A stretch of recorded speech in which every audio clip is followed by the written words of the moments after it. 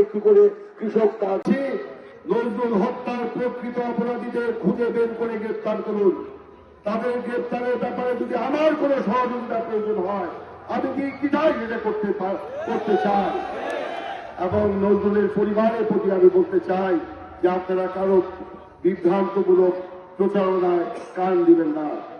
আপনাদের সন্তানের মৃত্যুতে আমিও সমব্যথী। সেদিন আমি বাক্যে ভাত খেতে পারি নাই। এরকম একটা তরতাজা যুবককে এভাবে হত্যা করা হবে, এটা আমি মেনে নিতে পারি নাই। কিন্তু এটাকে কেন্দ্র করে আমার বিরুদ্ধে যে উস্কানিমূলক স্লোগান সেদিন দেওয়া হয়েছে, আমার নেতৃত্বে এবং একই সাথে বলতে চাই, এই এলাকাকে মাদক মুক্ত করব, চাঁদাবাজ মুক্ত করব, চোরাচালান মুক্ত করব। যুব সমাজকে আমরা কাজের দিকে নিয়ে আসবো, খেলাধুলায় উৎসাহিত করব, সাংস্কৃতিক কর্মকাণ্ডে উৎসাহিত করব, ধর্মীয় কর্মকাণ্ডে আমরা তাদেরকে উৎসাহিত করব। সুশিক্ষিত একটি সমাজ আমরা গড়ে তুলব। আমরা ধোবাউড়ার ঘরে ঘরে শিক্ষার আলো, সংস্কৃতির আলো, ধর্মের আলো, মানবিকতার আলো আমরা ছড়িয়ে দিতে চাই। মামলা দিয়ে নজরুল হত্যার প্রকৃত আসামিদেরকে আড়াল করা হচ্ছে।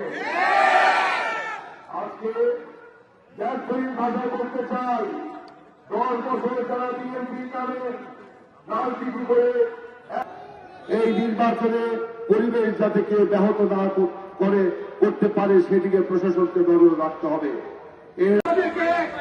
ঐক্যবদ্ধ হয়ে সবাইকে একাধিক কাজ করে সবাই আমরা প্রতিটা ঘরে ঘরে প্রতিটা মা বোনের কাছে যাব, কি আমরা আজকে তাকে মায়ের হাতে আমরা তুলে দিব। এবং এই বাংলাদেশে কোন পরিবারে যদি শিক্ষিত কোন যুবক বেকার থাকে, তাকে আমরা 1 বছরের জন্য বেকার ভাড়া দিব। ক্ষমতার মাধ্যমে প্রত্যেকটা কৃষককে তার উৎপাদিত ফসলের একটির বিনামূল্যে সার, বীজ, কীটনাশক অথবা সম্পূর্ণ খরচ দিয়ে দেওয়া হবে। এবং সেই নির্মাণ সদস্য সচিব আব্দুল মতিন সহ আমাদের 38 জন নিরীহ নিরাপদ নেতা কর্মীর নামে মিথ্যা এবং হয়রানিমূলক মামলা দায়ের করা হয়েছে। আমি আজকে এই সমাবেশ থেকে চিন্তাকে ভোট দিয়ে, তারেক রহমানকে ভোট দিয়ে আমরা বিজয় করবো, সেই মতো আহ্বান জানাই। তাদের বন্ধুরা একটা কথা বলে আমরা শেষ করতে চাই।